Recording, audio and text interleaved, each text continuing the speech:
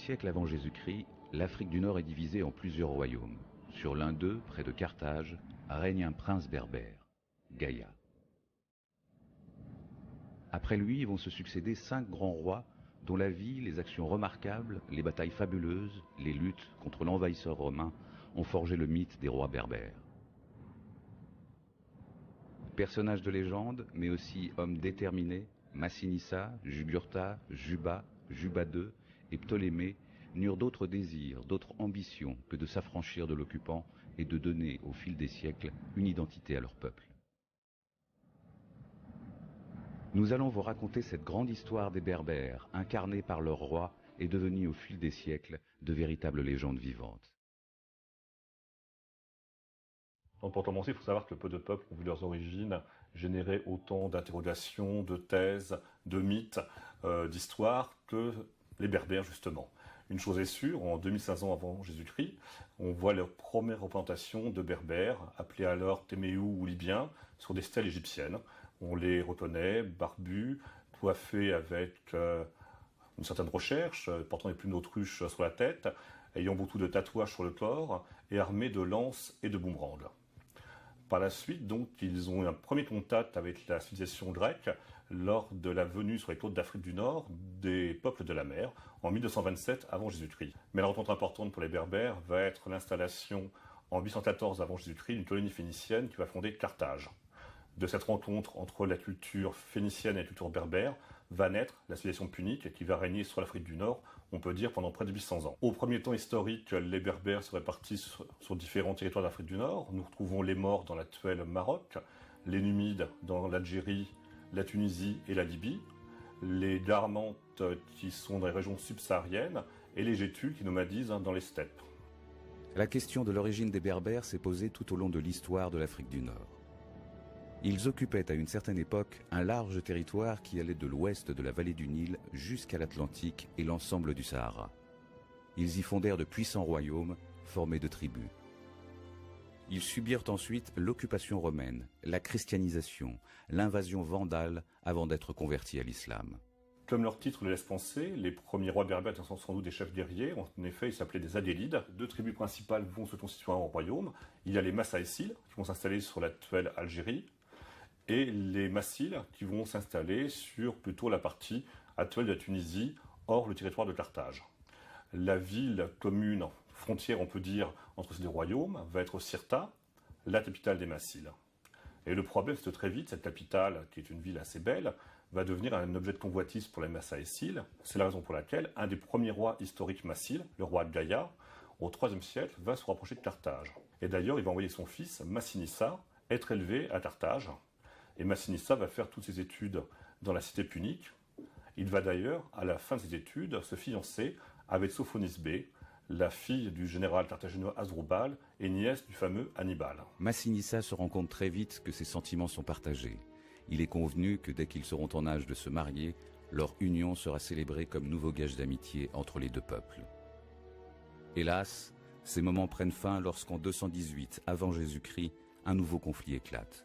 Un événement important qui va bouleverser un peu cette histoire des Berbères, c'est en 218 avant Jésus-Christ, lorsque le général Hasdrubal, justement, va mettre le siège devant la ville de Sagonte en Espagne. Cela va déclencher la 2e guerre punique. Comme Gaïa, justement, s'est rapproché des Carthaginois, il envoie son fils, Massinissa, à la tête de l'armée massile, prêter main forte aux Romains. Donc Massinissa vient en Espagne, fait très vite preuve de son talent militaire, et pendant qu'il fait cette campagne avec les Romains, il apprend le décès de son père, et il apprend que son oncle, Oesalcès, a usurpé le trône et a pris sa place. Massinissa, évidemment, étant pris par ce conflit avec les Romains, ne peut pas venir en Afrique du Nord régler ses affaires internes, continue le combat. Et un événement important va se produire, car son neveu, Massiva, va être fait prisonnier par les Romains, par le général Scipion. Et Massinissa s'attend à payer une très forte rançon pour récupérer son neveu, et il est très étonné un jour de voir son neveu revenir libre, sans demande de rançon. Mais en échange, son neveu lui dit que le général Scipion désire le rencontrer. Massinissa hésite, décide de rencontrer secrètement le général Scipion, et on peut dire qu'il y a tout de suite une forte sympathie entre les 2 hommes. Massinissa, évidemment, ne peut pas renier l'alliance de son pays avec les Carthaginois, mais il promet par contre au général Scipion que si un jour le conflit arrivait sur les terres d'Afrique du Nord, à ce moment-là, il prendrait le parti des Romains. Dès qu'il le peut, Massinissa va donc venir d'Espagne, récupérer son royaume, et à la tête de 4000 soldats, qu'il va traverser le royaume massaïcile, mais très vite, le roi Siphax, qui était allié, lui, des Romains, va essayer de profiter de cette guerre interne dans le royaume massile pour récupérer des territoires sur Massinissa. Les partisans de Massinissa se réjouissent de voir leur prince reconquérir la couronne qui lui revient de droit. Mais Massinissa est battu peu après par l'armée de Siphax et il est contraint de s'enfuir. Blessé, ne voulant pas être fait prisonnier, le prince berbère parvient à échapper à ses poursuivants en se jetant dans un torrent, persuadant ses ennemis qu'il est mort. Recueilli par ses quelques fidèles, Massinissa est emmené et caché dans une caverne où il retrouve bientôt ses capacités physiques exceptionnelles. Une fois rétabli, Massinissa part à la reconquête de son royaume. Et quand il réapparaît, c'est la joie parmi les Massiles, car on l'avait cru mort. Et aussitôt, il y a, on peut dire, un soulèvement massile qui, derrière Massinissa, récupère le trône de Massinissa et chasse Siphax et les Massaïciles du royaume massile. À l'époque, nous sommes essentiellement sur des luttes de territoire, principalement, comme je disais tout à l'heure, à cause de Cirta, cette ville très belle convoitée par Siphax, le roi massaïcile. Et puis, bon, c'était toujours, les alliances se faisaient et se défaisaient. D'ailleurs, suite à ce conflit, il va y avoir chose d'incroyable, un retournement des alliances, puisque Massinissa va finalement changer de camp, va adopter le camp des Romains, et Siphax, lui, va prendre le camp des Carthaginois. Et pour remercier Siphax d'avoir repris leur camp, Siphax va obtenir la main de Sophonisbé, l'ancienne fiancée de Massinissa. Donc là, c'est un total retournement des alliances. Vers 203 avant Jésus-Christ, Massinissa finit par battre et capturer Siphax. Il s'empresse alors de se rendre à Cirta, la ville de tous ses rêves, afin de s'emparer du palais et du trésor de Siphax. À son arrivée, il y découvre un autre trésor, la reine Sophonisbé. Dès qu'il la revoit, Massinissa retombe sous son charme et oublie tous ses griefs envers la jeune carthaginoise. Alors c'est une scène très célèbre dans l'histoire antique. Quand il entra dans le vestibule, sur le seuil même, il se trouva face à face avec Sophonisbé, fille du Carthaginois Asdrubal. Elle le remarqua au milieu de ses guerriers. Ses armes le distinguaient comme son allure. Elle pensa que c'était le roi. En toi, elle ne se trompait pas, et se jeta à ses pieds, lui disant « Sans doute les dieux, ta valeur et ton bonheur, t'ont donné tout pouvoir sur nous. Mais s'il est permis à une captive d'élever une voix suppliante vers le maître de sa vie et de sa mort, si je puis toucher tes genoux, ta main victorieuse, je te demande avec prière, par la majesté royale que nous possédions hier encore, par le nom du peuple numide qui t'a commun avec Siphax, par les dieux de ce palais, puisses-tu recevoir de meilleurs présages à ton arrivée que Siphax à son départ, d'attenter cette grâce à une suppliante. Ce que tu dois craindre d'un Romain et une Carthaginoise, la fille d'Asdrubal, tu le vois. Si tu ne peux rien de plus pour moi, je te prie et te conjure de m'arracher par la mort au despotisme des Romains. » Donc Massinissa, finalement, retrouvant son ancienne fiancée, retombe amoureux d'elle, décide de la sauver, et pour la sauver, décide de l'épouser sur le champ. Alors c'est sûr, c'est un peu curieux, parce qu'elle est toujours mariée officiellement à Siphax, mais Massinissa, en l'épousant, espère la sauver des Romains. Ça ne suffit pas, les Romains se saisissent tout de même de la reine numide et l'envoient parmi les autres prisonniers de Scipion. Malgré la plaidoirie de Massinissa, il exige que la reine Massaïcile soit remise aux représentants du peuple romain. Alors, fidèle à la promesse qu'ils se sont donnée, Massinissa fait porter à la belle captive une coupe contenant un breuvage empoisonné. En voyant l'esclave s'approcher, Sophonisbé comprend, et sans hésiter, elle boit le liquide mortel. Et donc elle préfère la mort à devenir captive romaine, et cette scène finalement va donner l'objet à des centaines d'œuvres tout au long du Moyen-Âge, de la Renaissance, même à l'âge classique. Le lendemain de ce jour funeste, Scipion décerne à Massinissa le titre de roi. Massinissa occupe les 53 ans de son règne à organiser et à enrichir son royaume. Une des premières tâches du roi est de développer l'agriculture à grande échelle. C'est en grande partie grâce à lui si l'Afrique du Nord fut le grenier à blé de Rome. Donc si vous voulez, le royaume de Massinissa, après l'effet de Siphax, va s'agrandir du royaume massaïcile. Donc le royaume de Massinissa va aller de la Moulouya. La Moulouya, c'était la frontière entre le Maroc et l'Algérie, jusqu'au territoire de Carthage. Donc Massinissa, qui au début avait un tout petit royaume, entre Cirta, l'actuelle Constantine, et puis le territoire de Carthage, va s'agrandir vers l'ouest, en allant jusqu'à la Moulouya, donc en allant jusqu'au Maroc. Ce n'est pas fini, il va agrandir par la suite son royaume, mais donc en 205 avant Jésus-Christ, déjà, Massinissa a considérablement agrandi son royaume. C'est la langue punique, la langue des Carthaginois était la langue officielle de sa cour, et il va principalement s'intéresser à encourager la sédentarisation des Berbères, et a surtout développé l'agriculture. Et également, c'est le premier qui va créer une flotte berbère, aussi bien commerciale que guerrière. Ce qui était assez nouveau pour l'époque et assez intéressant à savoir. Le problème, évidemment, Massinissa donc, a agrandi son royaume. La deuxième guerre punique a pris fin par la défaite de Carthage. Carthage est soumise à un très fort contrôle des Romains. Et Massinissa, allié de Rome, se sentant finalement en position de force, constamment va faire des incursions de territoire carthaginois pour s'emparer de nouveaux territoires. Donc les Carthaginois vont à plusieurs reprises se plaindre auprès des Romains. Et le problème, c'est que Rome, un jour, va décider d'envoyer on dirait maintenant une commission d'enquête à Carthage pour écouter un peu leurs plaintes. Et là, ça va être un choc parce que les Romains vont se rendre compte à quelle vitesse les Carthaginois sont remis de la deuxième guerre punique. Ils vont trouver finalement ce redressement de Carthage un peu comme une menace pour Rome, en se disant un peuple qui, 50 ans à peine après la fin d'une guerre, a pu ainsi se relever, qu'est-ce qu'on peut attendre de lui si on le laisse se développer, quoi.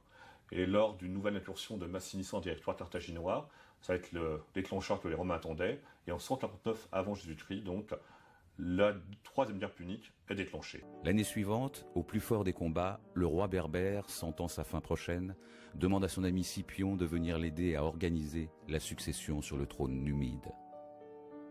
Le général romain arrive trop tard. Il débarque dans un pays en deuil du grand roi berbère. L'œuvre de Massinissa a été considérable.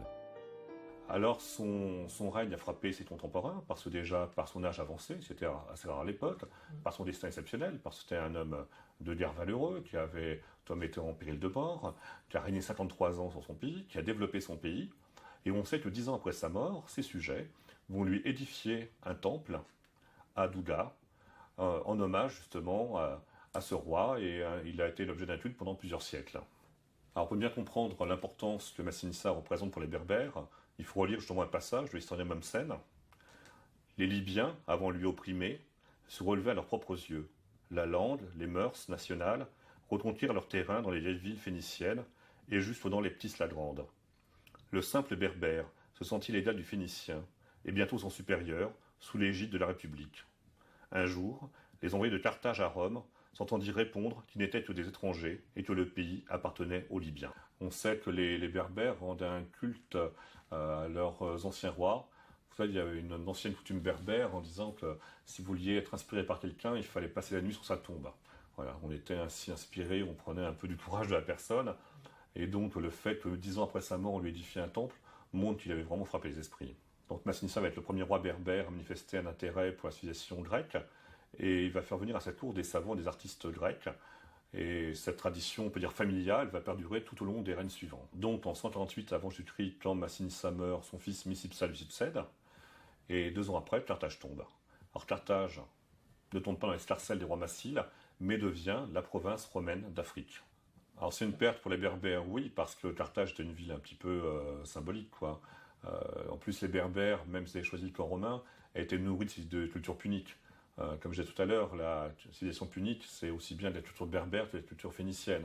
Donc, comme la plus grande et la plus belle ville punique était Carthage, il est vrai que pour les rois berbères, ça a été, on peut dire, le joyau de leur couronne. Micipsa s'emploie à poursuivre l'œuvre de son père. Les 30 ans de son règne représentent dans l'histoire berbère une sorte d'âge d'or, le pays n'ayant plus connu, après la chute de Carthage, ni guerre, ni invasion. Donc Micipsa devient roi, il installe sa capitale à Cirta dont actuelle Constantine.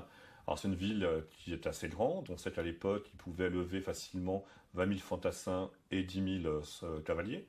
Et Micipsa, comme son père, va s'intéresser à développer l'agriculture et il va manifester le même intérêt pour la civilisation grecque. Il va même encourager l'implantation d'une colonie grecque dans son royaume. Alors le règne de Micipsa va rester dans le subconscient collectif, il va régner 30 ans, de 148 à 118, comme une sorte d'âge d'or, parce que finalement, après toutes ces années de guerre, les guerres puniques, avec les guerres avec les Massaïciles, là, pendant 30 ans, le pays va connaître une période de prospérité, de paix. Le règne du Micipsa va rester comme une sorte d'âge d'or pour les Berbères. Il y a en 125 avant Jésus-Christ, qu'il va y avoir une invasion de sauterelles qui va détruire les récoltes, et suivi de peu par une épidémie de peste qui va tout de même faire 800 000 victimes parmi les Berbères. En dépit de ces deux catastrophes, le ressenti populaire restera tout de même 30 ans sans guerre, 30 ans sans crainte, 30 ans d'opulence, on peut dire.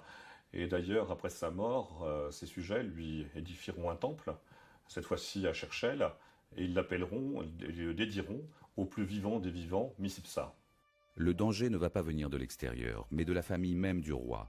Déjà père de 2 fils, Yemsal et Adherbal, Micipsa, profondément bon, décide à la mort d'un de ses frères d'élever le fils naturel de ce dernier, Jugurtha, avec ses propres enfants. Ce choix représente une chance inouïe pour Jugurtha, qui n'avait à l'origine aucun droit sur la couronne des Massiles. Le jeune prince fait la preuve de ses nombreuses qualités et il devient très populaire auprès des Berbères.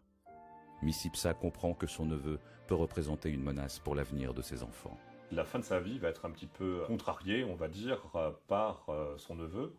Il faut savoir que Micipsa a 2 fils, Aederbal et Yemsal, dont il n'a aucun problème de succession au trône.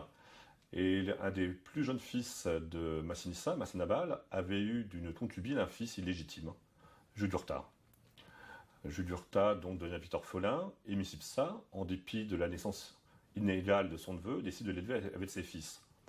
Donc Jugurtha vit à la cour de son oncle, il en fait très vite la fierté, c'est un jeune homme particulièrement brillant. Jugurtha devient très populaire, Micipsa finit par penser qu'il devient une menace pour ses fils, car il devient plus populaire que ses propres fils. Et soudainement, Micipsa pense régler le problème en envoyant Jugurtha à la tête de l'armée massile, prêter main forte aux Romains qui ont un conflit en Espagne. Micipsa y voit 2 avantages. Premièrement, il éloigne Jugurtha de son royaume. Le roi le nomme à la tête des troupes numides et l'expédie prêter main forte aux Romains qui se battaient en Espagne.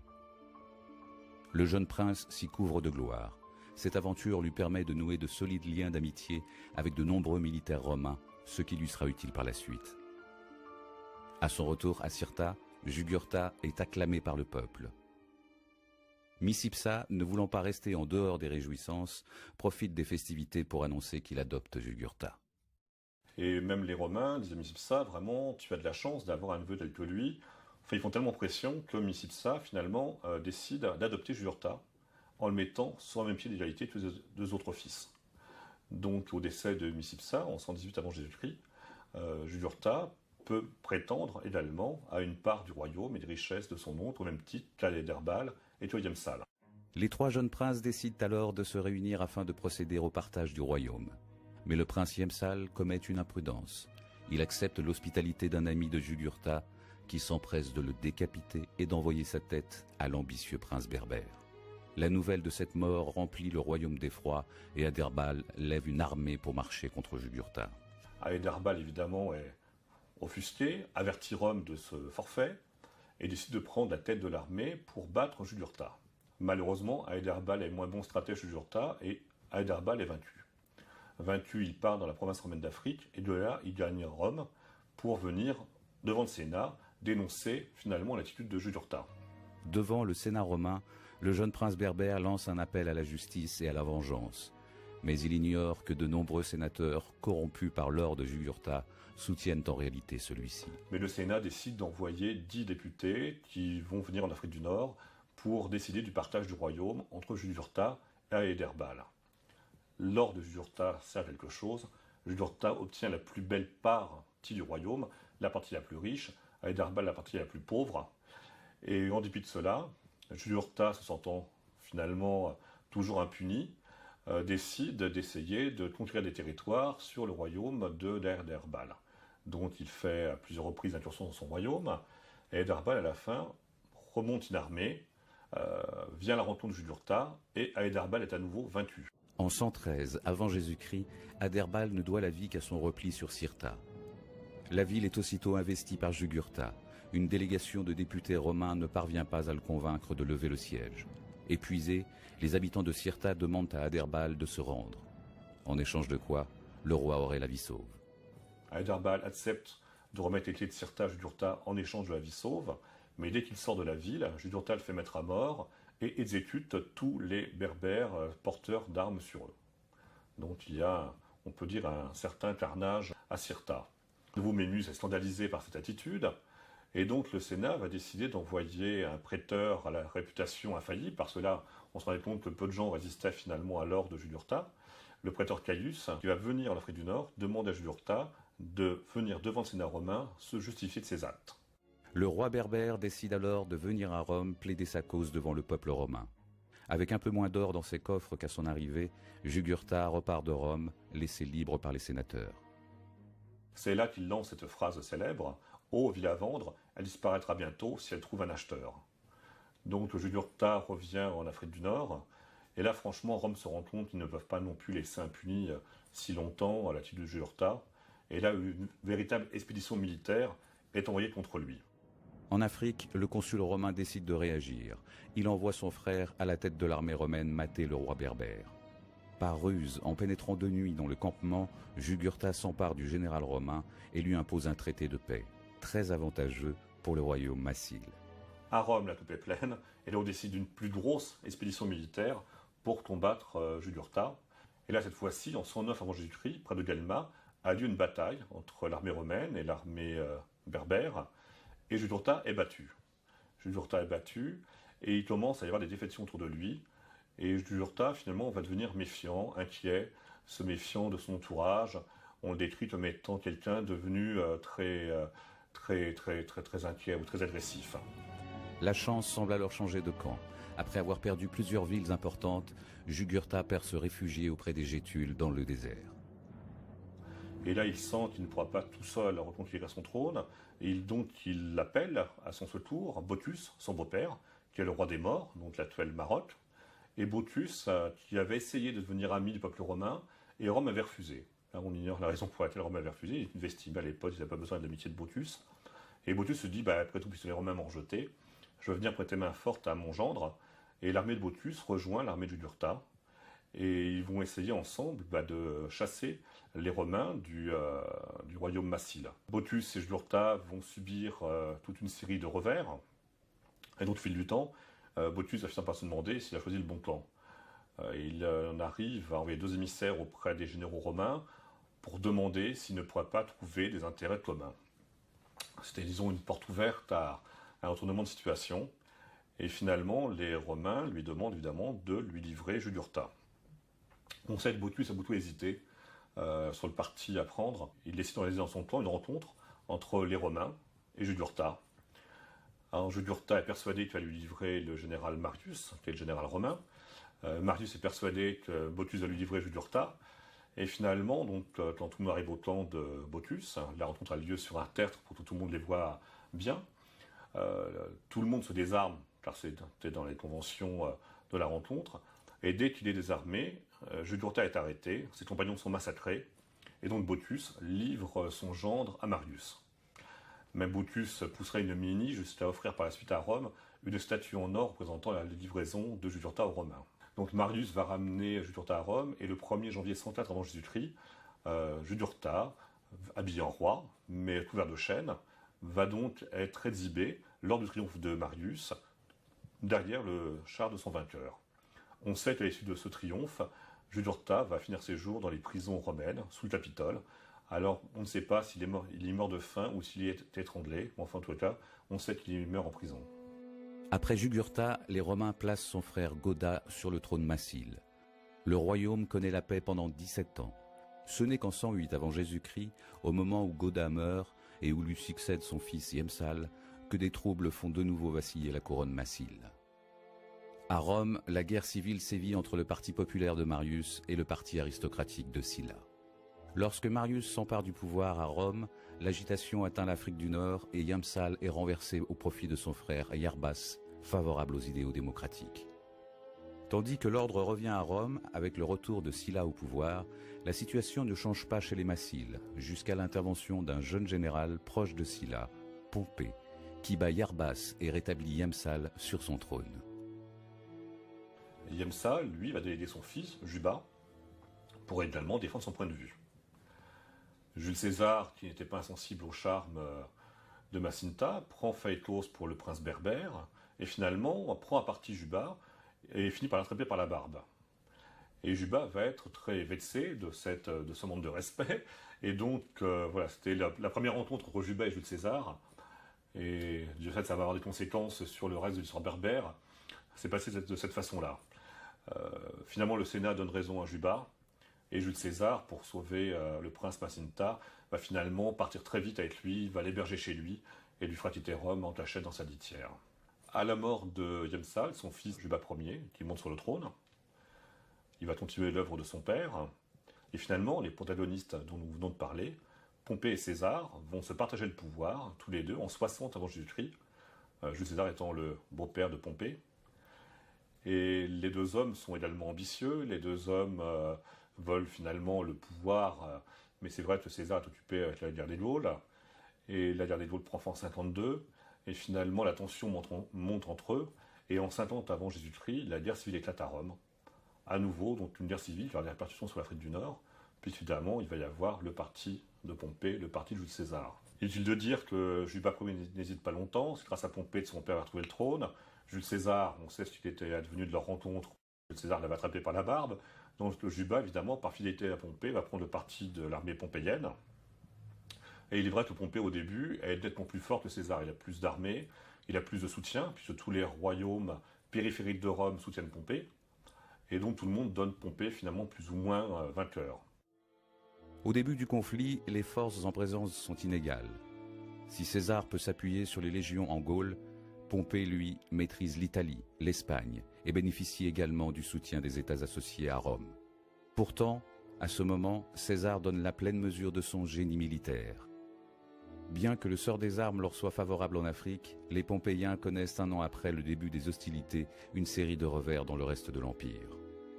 C'est là qu'on voit que César était un bon stratège, puisqu'il y a eu une telle disproportion finalement de victimes. Et Pompée est obligé de s'enfuir. Il s'enfuit, il ne sait pas où aller, car les rois satellites finalement changent de camp, évidemment, voyant que c'est César qui prend le dessus.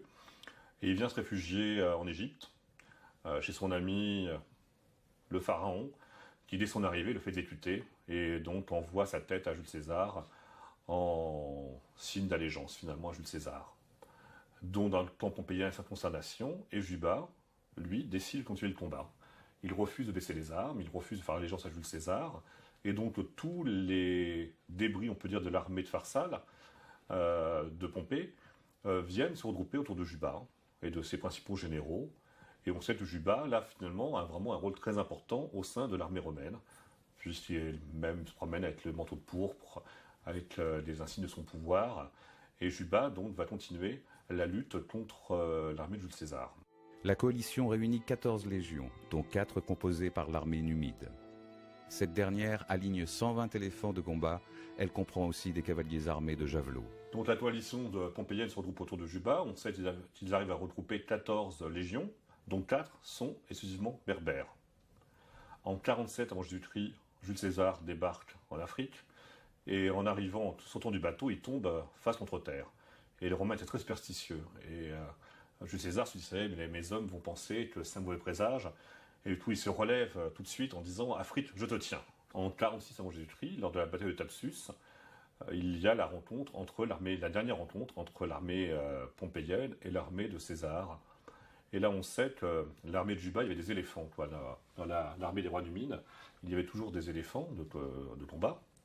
Et les frondeurs romains, finalement, en blessant les éléphants vont paniquer et vont écraser finalement les propres soldats berbères. Ça va faire une bataille monstre dans l'armée pompéienne, dans l'armée de Juba. Juba décide de s'enfuir, il ne veut pas être fait prisonnier par César, il ne veut pas être avec le sort de Jugurtha, être exhibé comme ça au char du vainqueur sous les colibets de la foule romaine, et décide de mourir en roi. Donc il décide de mourir en roi à Zama, une de ses capitales, et donc il fait dresser un immense bûcher, et il décide de s'immoler avec son trésor, ses fidèles et la population. Alors évidemment, ce n'est pas au goût de la population, qui n'a pas le goût du sacrifice, et lorsque le roi arrive avec un de ses généraux aux portes de Zama, la population fait fermer les portes de la ville. Seulement, les gens n'ont pas envie de finir consumés dans le bûcher du roi Juba. Donc Juba est un peu désœuvré, il ne sait pas où aller. Et finalement, il va avec un de ses généraux dans une de ses villas, dans une villa royale. Et là, ils commandent un très bon festin. On sait qu'ils font un bon festin tous les deux. Et ils décident de se battre à mort. Le roi berbère décide de livrer un combat à mort avec un de ses fidèles. Victorieux de son compagnon, Juba demande alors à un esclave de l'achever. Donc du 20 septembre au 1er octobre 46 avant Jésus-Christ a lieu le triomphe de Jules César à Rome. Triomphe qui est fait pour célébrer ses victoires sur la Gaule, sur l'Égypte et sur l'Afrique. Et pour chaque pays, il y a un jour de consacré, Et pour chaque pays, il faut évidemment soit exhiber un souverain, soit exhiber un des chefs du pays, voilà, qui est toujours enchaîné au char du vainqueur. Donc pour le jour célébrant la victoire sur la Gaulle, c'est Vercingétorix qui est exhibé. Pour le triomphe sur l'Égypte, c'est Arsinoé, la sœur de Cléopâtre, qui était son ennemie, qui est exhibée. Et pour le triomphe sur l'Afrique, Jules César est embarrassé parce que Juba s'était suicidé, donc quoi faire? Et finalement, il décide d'exhiber, mais là de ne pas enchaîner, mais de montrer simplement le fils du roi Juba, qui s'appelle Juba lui aussi, qui est âgé de 6 ans. Le petit prince berbère est exhibé à l'occasion du triomphe du général romain organisé à Rome. À l'issue des festivités, Jules César charge sa nièce Octovie d'élever l'enfant. Le jeune prince reçoit donc l'éducation soignée de tout enfant appartenant à l'aristocratie romaine, et très vite, il révèle des qualités exceptionnelles pour l'étude. Les années passent, Juba grandit sous l'œil d'Octave, le frère d'Octavie, qui, après l'assassinat de César, devient le protecteur de Juba et le nouvel homme fort de Rome. En 37 avant Jésus-Christ, Juba célèbre son 15e anniversaire. Et chez les Romains, c'est le passage à l'âge adulte. Et à cette occasion, Juba revêt pour la première fois la toge de citoyen romain. Donc c'est important pour montrer à quel point il était assimilé finalement. Et il devient citoyen romain. Et il part avec ses proches sur le Capitole. Il va dans le temple de Jupiter, où on l'inscrit sur des tablettes comme citoyen romain. Et il offre un sacrifice à Jupiter. Donc on voit à quel point ce prince berbère a fini par être totalement assimilé comme un jeune aristocrate romain. Et d'ailleurs très vite, il devient... Octave se rend compte que c'est un jeune homme brillant, très intelligent. Il lui fait également suivre une formation militaire. Et très vite, Juba va montrer finalement que c'est un peu un être d'exception, qui est très cultivé, qui est également bon guerrier. Et Octave va être, on peut dire, assez séduit par la personnalité de Juba. En 32 avant Jésus-Christ, la répudiation d'Octavie et la lecture du testament de Marc-Antoine vont mettre le feu aux poudres, et donc Rome a décidé de faire la guerre à la reine d'Égypte Cléopâtre. Un an plus tard, en septembre 31, Juba participe à la bataille d'Actium, qui voit finalement la grande défaite navale de Cléopâtre et de Marc-Antoine, sans savoir qu'il assiste alors à la défaite de ses futurs beaux-parents, si on peut dire ainsi. Donc, bataille d'Actium en 31, défaite de Cléopâtre et de Marc-Antoine, qui se suicide l'année suivante, en 30 avant Jésus-Christ, et Octave, donc, célèbre son triomphe l'année suivante, en 29. Et comme Cléopâtre est morte, il fait représenter la reine d'Égypte en statue, et il la fait entourer de ses deux enfants, avec Marc-Antoine, Alexandre Hélios et Cléopâtre Sélénée, dont nous reparlerons par la suite. Et pareil, ces deux petits princes finalement égyptiens, nés des amants de Cléopâtre et de Marc-Antoine, pareil que Juba, qui arrivent à Rome, qui sont exhibés lors d'un triomphe du vainqueur de leurs parents, expérience encore, on pense, traumatisante, et Octave les confie une fois de plus à cette chère Octavie, qui décidément devait avoir un don pour élever les enfants, et Octavie élève donc à nouveau Alexandre Hélios et Cléopâtre Sélénée au sein de sa famille. À partir de son triomphe, Octave n'a plus d'ennemis, Octave n'a plus de concurrents, il va donc instituer le Principat. Le Principat, ça va être l'acte fondateur de l'Empire romain. Et d'ailleurs, à ce moment-là, il se fait appeler Auguste. Et donc, on peut dire que c'est à partir du triomphe d'Octave en 29 avant Jésus-Christ qu'est l'acte fondateur de l'Empire romain. Donc Octave règne sur un empire immense, mais il se rend compte que l'Afrique du Nord, pour la conserver sous le joug romain, ça nécessite beaucoup de fonctionnaires, ça nécessite beaucoup de soldats. C'est assez coûteux finalement pour Rome de conserver l'Afrique du Nord sous le joug romain. Et finalement, fier en la fidélité de Juba, séduit par son intelligence, en 25 avant Jésus-Christ, il décide de lui confier la couronne de Maurétanie. La Maurétanie comprend l'actuel Maroc et l'Algérie. Et donc ce qui est extraordinaire, c'est 21 ans après le parti d'Afrique, en étant finalement un petit prince berbère dont le père était mort, tué par du fait des Romains, qui partaient plus ou moins prisonniers, il revient à la tête d'un immense royaume. Et donc Juba va s'installer à Iole, qu'il va rappeler Caesarea, en hommage à Octave Auguste, Caesarea qui est maintenant la ville de Cherchell en Algérie. Sous son impulsion, Caesarea, ville presque aussi étendue que Rome, devient une superbe cité et une plaque tournante du commerce méditerranéen. Temples, jardins, théâtres, et même, alors que Rome n'en possédait pas, un amphithéâtre aux dimensions impressionnantes viennent au fil des ans embellir la ville. Alors comme Octave aimait les choses, il va également lui donner une épouse. Tout bon roi, il doit y avoir une bonne reine, et donc en 19 avant Jésus-Christ, Juba épouse Cléopâtre Sélénée, donc fille de Cléopâtre et de Marc-Antoine, dernière des Ptolémées, car les autres hommes de la famille ont été exécutés évidemment pour ne pas faire de tort à Rome en Égypte. Donc finalement, c'est extraordinaire ce destin de ces deux princes, finalement, enfants de rois suicidés contre Rome, et qui finissent par régner ensemble en Afrique du Nord. Alors Cléopâtre Sélénée, c'est important, parce que vous savez, souvent on dit, mais quelle était finalement, comment les femmes étaient considérées à telle époque? On ne sait pas vraiment comment les femmes étaient considérées à l'époque des rois berbères. Par contre, c'est important, c'est de voir comment est considérée la reine, car souvent c'est le reflet de la condition de la femme dans le pays. Et on sait que Cléopâtre Sélénée est totalement associée au trône. Elle est couronnée, elle frappe des monnaies à son effigie, donc ce n'est pas simplement l'épouse du roi, elle est reine de Maurétanie. Et donc elle va avoir une grande influence sur Juba. On sait qu'elle s'exprimait simplement en grec. Et elle va participer très fortement à la propagation des religions égyptiennes en Afrique du Nord, dans les royaumes berbères, puisqu'on sait qu'à Thaïs-Area, elle va faire édifier un temple consacré à Isis, au sein duquel Juba conservera un crocodile sacré. Juba et Cléopâtre Sélénée donc s'installe à Thaïs-Area, et Juba va donc se préoccuper de développer cette capitale.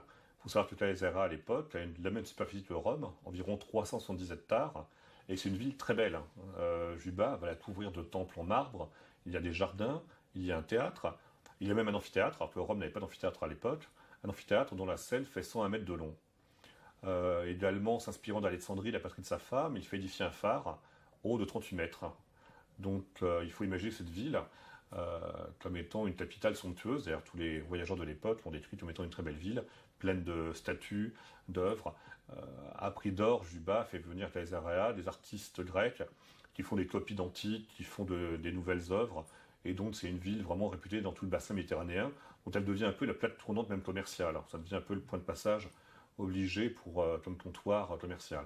Mais il est important de savoir que dans les exploitations berbères, les personnes qui travaillent ne sont pas des esclaves comme à Rome, mais des personnes locales qui sont libres et donc qui sont payées pour leur travail. Il n'y a pas d'esclaves qui travaillent dans les exploitations des rois berbères et des princes berbères. Il n'y a pas que cette région-là qu'il va développer, il va également développer la région de Volubilis, dans l'actuel Maroc, qui est également une de ses villes royales. Il va également s'occuper de développer la région de Litsus, dans l'actuel Maroc, où donc il va inciter à l'implantation d'entreprises de salaison.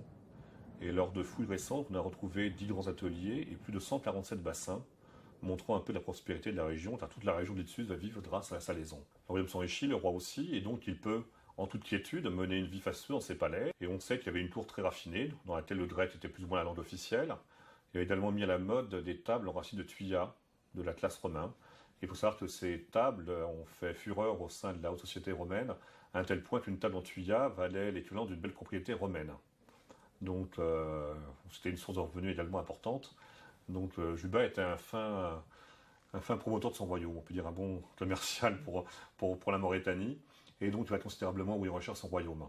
Et de façon unanime, Juba est connu à l'époque comme étant un savant, un artiste, et c'est l'image que dans l'Antiquité, on peut dire qu'il va rester principalement de lui, quoi. Lorsqu'un fils naît en l'an 5 avant Jésus-Christ, c'est naturellement le nom de Ptolémée, en hommage à ses ancêtres égyptiens, que Juba II donne naissance au jeune prince berbère. Le règne de Ptolémée débute donc sous de bons auspices. En 24, il participe à l'écrasement de Tacfarinas qui troublait depuis bien des années l'ordre et la tranquillité du royaume maurétanien et de la province romaine d'Afrique. Dans les années qui suivent, le roi change d'attitude. Il met de plus en plus en avant ses origines africaines, berbères et égyptiennes, au détriment des repères grecs et romains chers à Juba II. Juba II va avoir un règne long, heureux, simplement troublé à partir du 17 après Jésus-Christ par le soulèvement de Tacfarinas. Tacfarinas était un berbère qui avait déserté l'armée romaine et qui au début avait été près des Gétules. Il rejoint la tribu des Musulmans dont il devient général. Et les Musulmans étaient des nomades. Et les nomades, c'est vrai qu'ils vont se soulever parce que les Romains, finalement, vont faire de plus en plus d'incursions dans le désert, le lieu où vivaient les Musulmans. Les Musulmans vont très mal vivre cela, ils vont se sentir agressés. Ils voient également que les Romains veulent les sédentariser eux aussi. Et donc Tacfarinas va prendre la tête du soulèvement contre Rome et de facto contre Juba II également, qui est évidemment associé de Rome. À partir de 20, Juba décide d'associer Ptolémée à son trône. Ptolémée, donc le fils il a eu de Cléopâtre Sélénée, et donc le choix du prénom est important, car on voit bien qu'en lui donnant le prénom de Ptolémée, Juba veut remonter finalement à l'ascendance, on peut dire, égyptienne de son fils. En devenant roi de Maurétanie, Juba donc cherche le maximum de prestige, dont il a donc épousé Cléopâtre Sélénée. Il va également faire son arbre généalogique. Donc comme Jules César remontait de Vénus, et ben lui il va dire qu'il remonte d'Hercule, car dans les mythes, on dit qu'Hercule était le dieu ancêtre des Berbères. Donc Juba va se faire établir sa généalogie qui remonte jusqu'à Hercule pour se donner encore plus de prestige. Donc à la mort de Cléopâtre Sélénée, Juba II finalement va faire édifier pour son épouse un mausolée qui rappelle ses origines égyptiennes. Et il va donc faire ce superbe tombeau pyramidal qu'on appelle à tort maintenant le tombeau de la chrétienne, qui se trouve à Tipaza, pas très loin d'Alger. Et c'est donc là également qu'après sa mort, Juba II viendra reposer auprès de son épouse. Donc Juba meurt en 23 après Jésus-Christ, après un règne de 48 ans. Alors ce qui est incroyable, c'est la longueur des règnes de ces rois, car Massinissa 53 ans, Juba II 48 ans.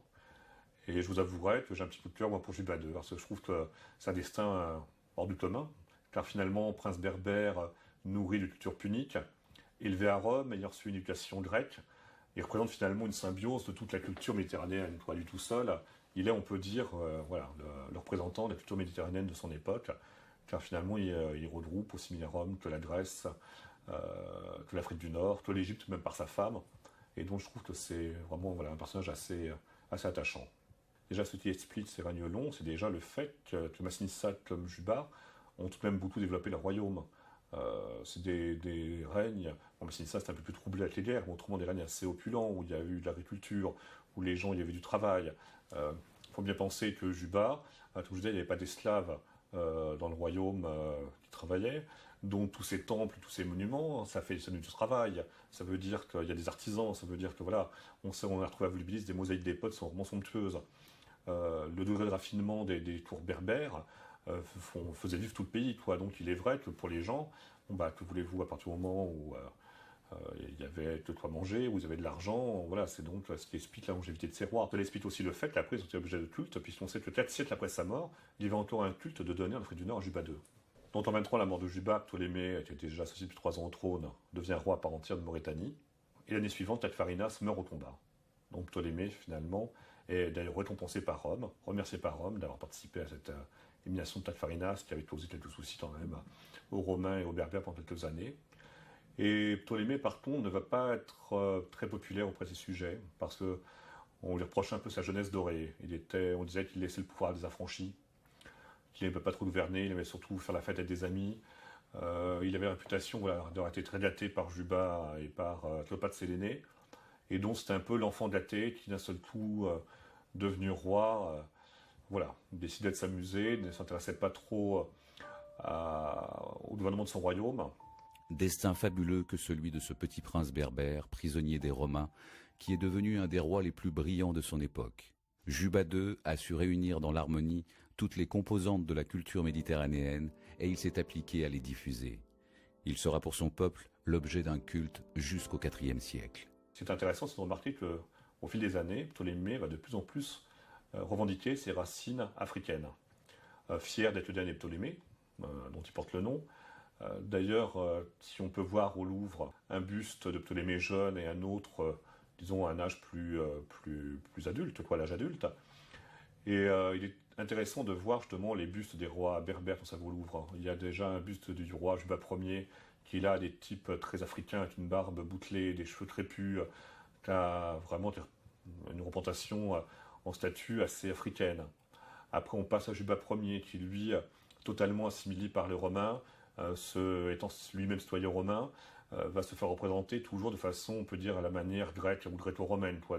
Une facture très classique. Le buste de Ptolémée enfant, fait sous le règne de Juba, va lui aussi reprendre cette tradition finalement de représentation très gréco-romaine. Sur le buste de Ptolémée, à l'époque de la maturité, on peut dire, on voit finalement qu'il reprend un type africain, on voit avec un peu un début de barbe, des cheveux un peu bouclés, et on sait que Ptolémée était très fier de ses origines africaines.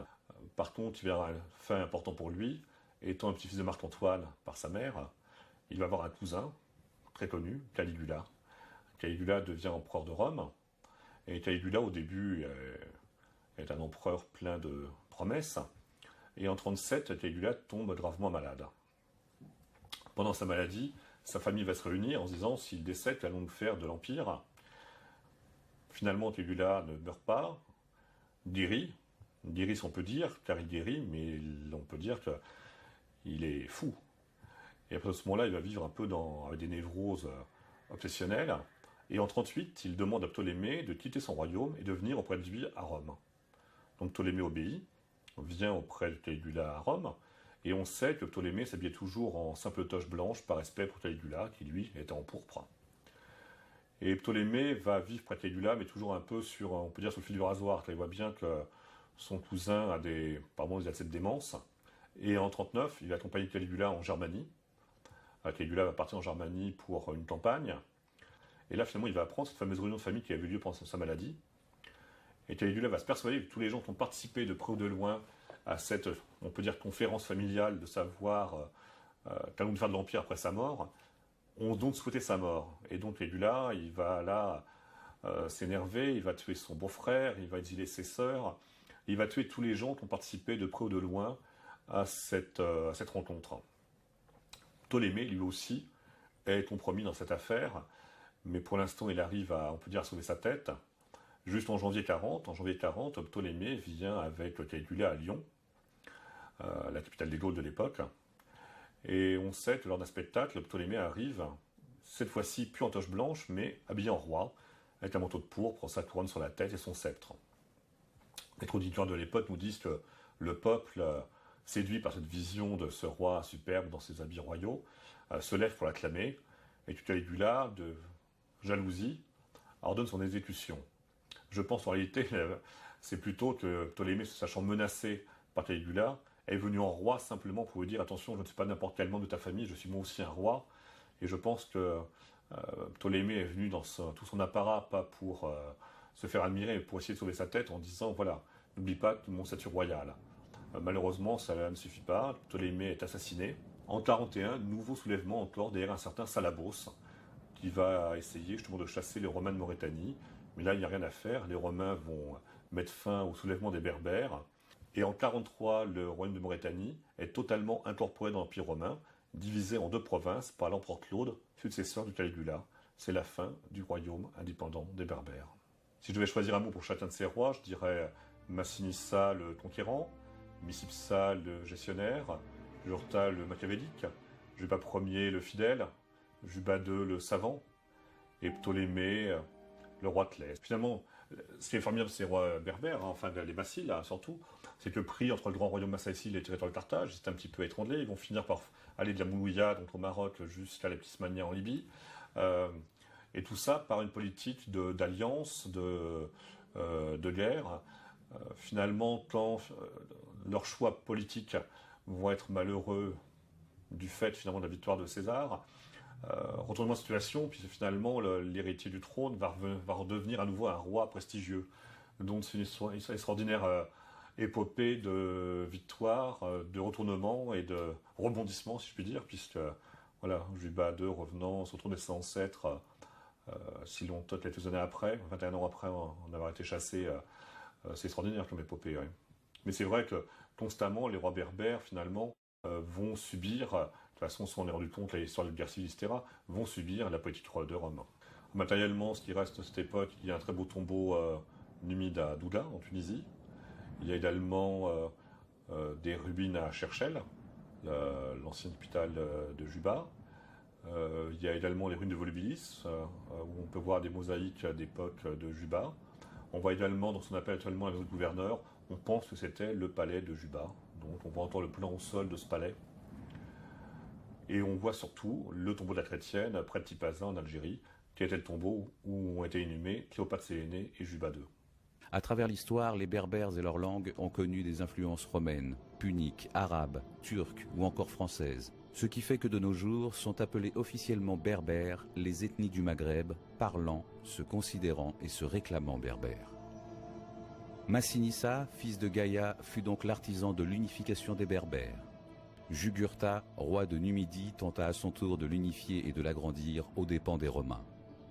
Juba essaya à son tour, après de nombreux conflits, de récupérer quelques territoires et villes.